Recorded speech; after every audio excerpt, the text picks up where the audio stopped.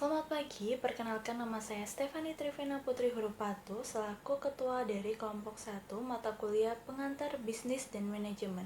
Sebelumnya, terima kasih atas kesempatannya. Kami, Kelompok 1 telah diberikan kesempatan untuk mempresentasikan materi perencanaan dan manajemen strategi. Sebelumnya, izinkan saya memperkenalkan anggota dari Kelompok 1.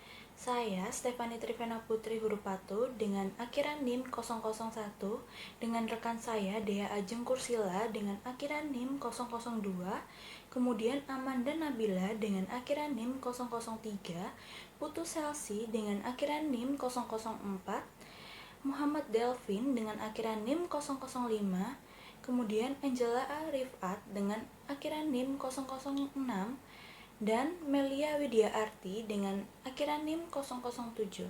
Baik, tidak perlu berlama lagi, sekian perkenalan dari kelompok 1. Selanjutnya, silakan menyaksikan presentasi dari kami. Perencanaan adalah proses yang disengaja dan sistematis untuk membuat keputusan berkenaan dengan tujuan dan aktivitas di mana individu, kelompok, unit kerja, atau organisasi terhadap suatu krisis. Selanjutnya, proses perencanaan yang dimana proses keputusan untuk memutuskan apa yang dilakukan dan bagaimana cara melakukannya dengan langkah-langkah pengambilan keputusan dan perencanaan manajerial untuk tujuan organisasi yang lebih besar, yaitu strategi, misi, visi, dan tujuan. Langkah 1, analisis situasional. Langkah tersebut langkah perencanaan awal dengan kendala waktu dan sumber daya dan perencanaan yang mengumpulkan, menginterpretasikan, dan meringkas semua informasi yang relevan dengan isu perencanaan dalam pertanyaan. Langkah kedua, tujuan dan rencana alternatif. Langkah tersebut yang nantinya akan menghasilkan alternatif tujuan yang akan dicapai pada masa depan dan rencana-rencana alternatif yang digunakan untuk meraih tujuan-tujuan tersebut. Langkah kedua ini harus mempunyai pikiran kreativitas dan berpikir luas tentang pekerjaan tersebut. Langkah 3, evaluasi tujuan dan rencana. Manajer akan mengevaluasi keuntungan, kerugian, efek potensial setiap tujuan dan rencana alternatif dengan memiliki secara hati-hati implikasi rencana untuk mencapai tujuan berpotensi tinggi. Contoh, penerbitan majalah sebelumnya, evaluasi penjualan dengan stand majalah tidak cukup untuk menghasilkan keuntungan pada saat perilisan. Untuk memutuskan dengan melakukan mengestimasi biaya dan hasil yang diharapkan dari setiap alternatif. Langkah 4, pemilihan tujuan dan rencana. Manajer telah mengevaluasi berbagai tujuan dan rencana satu sama lain dan memilihnya. Contoh, rencana merilis sejumlah publikasi baru, berusaha untuk memilih diantaranya, menimbang perbedaan persyaratan awal investasi, ukuran setiap pasar, kesesuaian dengan lini produk yang ada, serta citra perusahaan. 5. Implementasi. Selanjutnya, implementasi melibatkan komunikasi secara rencana kepada karyawan, mengalokasikan sumber daya, dan memastikan sistem lain seperti anggaran dan imbalan mendukung rencana tersebut. Langkah 6. Pemonitor dan pengendalian. Rencana menuntut adanya sistem pengendalian untuk memonitor kemajuan pencapaian tujuan tersebut. Contoh, penerbitan majalah, laporan penjualan dengan stand berita. Tingkat perencanaan. Perencanaan strategis adalah serangkaian proses pengambilan keputusan tentang tujuan jangka panjang sebuah organisasi. Tujuan strategis ini sendiri adalah merupakan target utama atau hasil akhir yang berkaitan dengan daya tahan, nilai, dan pertumbuhan jangka panjang dalam sebuah organisasi. Strategi merupakan pola tindakan dan desain alokasi sumber daya untuk mencapai tujuan organisasi. 2. Perencanaan taktis dan operasional. Perencanaan taktis adalah serangkaian prosedur untuk rencana strategis menjadi spesifik dan relevan dengan bagian organisasinya, biasanya berupa area fungsional seperti pemasaran atau sumber daya manusia. Perencanaan operasional adalah proses mengidentifikasi prosedur dan proses spesifikasi yang dibutuhkan level terendah dalam sebuah organisasi. Menghubungkan perencanaan taktis, operasional, dan strategi. Agar perencanaan taktis, operasional, dan strategi dapat berjalan dengan efektif, organisasi harus saling terhubung. Cara untuk organisasi saling terhubung adalah konsisten, saling mendukung satu sama lain, dan fokus pada pencapaian tujuan dan arah umum. Peta strategi merupakan salah satu metode untuk menghubungkan strategi organisasional dan tujuan operasional. Ini merupakan alat manajer untuk mengkomunikasikan tujuan strategis mereka dan membuat setiap anggota organisasi di setiap level memahami bagian yang akan mereka jalankan untuk mencapai tujuan. Adapun peta strategi menggambarkan 4 kesuksesan jangka panjang. Yang pertama, keterampilan dan kemampuan seseorang untuk tumbuh dan belajar. Kedua, efektivitas proses internal. Ketiga, kemampuan menyampaikan nilai kepada konsumen. Dan yang keempat, kemampuan menumbuhkan aset keuangan perusahaan. Perencanaan strategi, pengambilan keputusan strategi adalah salah satu topik manajemen yang sangat menarik dan kontroversi. Kenyataannya, banyak perusahaan saat ini mengubah cara mengembangkan dan mengeksekusi rencana strategi. Manajemen strategi melibatkan para manajemen dari seluruh bagian organisasi dalam memformulasikan dan mengimplementasikan tujuan strategi dan strategis. Manajemen strategi memiliki 6 komponen utama. Yang pertama, menentukan misi, visi, dan tujuan. Yang kedua, analisis peluang dan ancaman internal. Yang ketiga, analisis kekuatan dan kelemahan internal. Yang keempat, analisis SWOT. Kekuatan, kelemahan, peluang, dan ancaman, dan formulasi strategi. Yang kelima, implementasi strategi, dan yang keenam, pengendalian strategi. Adapun langkah-langkah perencanaan strategis. Yang pertama, menentukan visi, misi, dan tujuan. Misi merupakan pernyataan yang jelas dan singkat tentang tujuan dasar organisasi.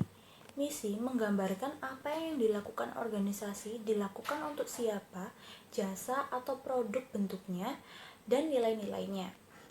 Visi strategis berkenaan dengan masa depan. Visi menunjukkan perspektif arah organisasi ke depan dan akan menjadi apa. Idealnya, pernyataan visi mengklarifikasi arah jangka panjang perusahaan dan maksud strategisnya. Kedua, analisis peluang dan tantangan ekonomi. Langkah selanjutnya adalah penentuan pemegang kepentingan organisasi. Pemegang kepentingan yaitu kelompok dan individu yang mempengaruhi dan dipengaruhi oleh pencapaian misi, tujuan, dan strategi organisasi. Analisis lingkungan akan membedakan pasar pemegang kepentingan ini dan cara mereka memengaruhi suatu organisasi. Tugas penting analisis lingkungan adalah memprediksi tren di masa depan. Di beberapa lingkungan perlu membentuk pemikiran kreatif untuk melihat peluang dan tantangan yang ada di masa depan. 3. Analisis kekuatan dan kelemahan internal. Sesudah manajer menganalisis eksternal, mereka juga harus menganalisis kekuatan dan kelemahan area fungsional utama di dalam suatu organisasi. Analisis internal ini memberikan pengambil keputusan strategis sebuah persediaan bagi fungsi, keterampilan dan sumber daya organisasi serta kinerja perusahaan. Sumber daya dan kompetensi inti. Sumber daya atau resources merupakan sebuah masukan untuk produksi yang bisa diakumulasi sepanjang waktu untuk meningkatkan kinerja perusahaan. Sumber daya mempunyai beberapa macam bentuk, tetapi dapat dikelompokkan menjadi 2 kategori, yaitu aset berwujud, seperti perumahan, fasilitas produksi, bahan baku, dan sebagainya.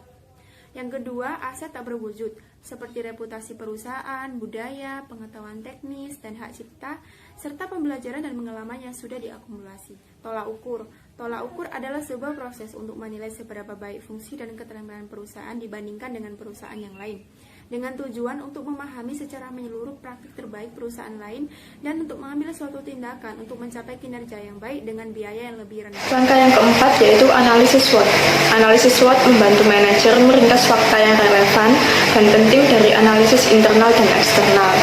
Berdasarkan analisis tersebut, mereka bisa mengidentifikasi isu strategis utama dan pendukung yang dihadapi organisasi, dan dari analisis SWOT tersebut, para manajer dapat menentukan peluang yang tersedia dengan memanfaatkan kekuatan, menetralisir kelemahan, dan menghadapi ancaman potensial. Strategi korporasi merupakan kegiatan mengidentifikasi serangkaian bisnis, pasar, atau industri di mana perusahaan bersaing dan distribusi sumber daya di antara bisnis-bisnis tersebut. Terdapat 4 alternatif dalam strategi korporat, yaitu yang pertama, strategi pemusatan. Ini berfokus pada satu bisnis yang berkompetisi di satu industri. Lalu yang kedua, strategi vertikal. Digunakan untuk mengeliminasi ketidakpastian dan mengurangi biaya yang berhubungan dengan pemasok atau distributor. Lalu yang ketiga, strategi diversifikasi konsentris. Ini berkaitan dengan bisnis baru yang berkaitan dengan bisnis inti perusahaan. Lalu yang keempat, strategi diversifikasi konglomerat. Strategi yang berkaitan dengan ekspansi bisnis yang tidak memiliki keterkaitan dengan bisnis inti. Tren strategi korporasi. Dalam strategi korporasi, tren lainnya adalah cara perusahaan mencari pertumbuhan. Salah satu tren yang mempengaruhi hampir semua strategi perusahaan adalah bisnis lintas batas negara. Strategi fungsional. Strategi fungsional adalah strategi yang diimplementasikan oleh setiap area fungsional untuk mendukung strategi bisnis organisasi. Strategi fungsional biasanya dikembangkan oleh eksekutif area fungsional untuk menjamin bahwa setiap departemen utama beroperasi secara konsisten dengan strategi bisnis. Strategi bisnis. Strategi bisnis menentukan tindakan utama di mana organisasi membangun dan menguatkan posisi persaingannya di pasar. Strategi bisnis terdiri dari dua, yaitu strategi biaya rendah. Strategi biaya rendah yaitu strategi yang digunakan organisasi untuk membangun keunggulan bersaing dengan menjadi efisien. Lalu yang kedua, strategi diferensiasi. Strategi yang digunakan untuk organisasi untuk membangun keunggulan bersaing menjadi unik di dalam industri. Langkah kelima, implementasi strategi. Jika hanya memformulasikan strategi saja tidak akan cukup. Manajemen strategis harus menjamin bahwa strategi baru dapat diimplementasikan secara efektif dan efisien. Konsultan korporasi dan strategi baru ini memberikan perhatian lebih pada implementasi. Yang pertama yaitu organisasi mengadopsi pandangan komprehensif yang lebih luas terhadap implementasi. Kedua, banyak organisasi menggunakan proses manajemen strategis partisipatif untuk implementasi. Secara umum, implementasi strategi melibatkan 4 langkah yang saling terkait. Yang pertama yaitu mendefinisikan tugas strategis. Yang kedua, menilai kapabilitas organisasi. Yang ketiga, mengembangkan sebuah agenda implementasi. Dan yang terakhir, menciptakan rencana implementasi. Langkah keenam, pengendalian strategis. Komponen terakhir proses manajemen strategis adalah pengendalian strategis. Sistem pengendalian strategis atau strategi kontrol sistem merupakan sebuah sistem yang dirancang untuk mendukung manajer dalam mengevaluasi setiap kemajuan organisasi. Dan ketika terjadi diskrepansi, maka dapat mengambil tindakan perbaikan. Tanggung jawab sistem pengendalian yaitu efisiensi dan fleksibilitas, yang sering bertentangan dengan anggaran. Anggaran biasanya ditetapkan pada batasan pengeluaran, tetapi kondisi yang berubah atau kebutuhan inovasi mungkin menuntut komitmen keuangan yang berbeda selama periode. Untuk mengatasi dilema ini, beberapa perusahaan membuat 2 anggaran yaitu strategis dan operasional. Sekian presentasi dari kelompok 1. Saya selaku ketua kelompok meminta maaf apabila ada salah kata dalam penyampaian materi pada hari ini. Akhir kata, saya ucapkan terima kasih.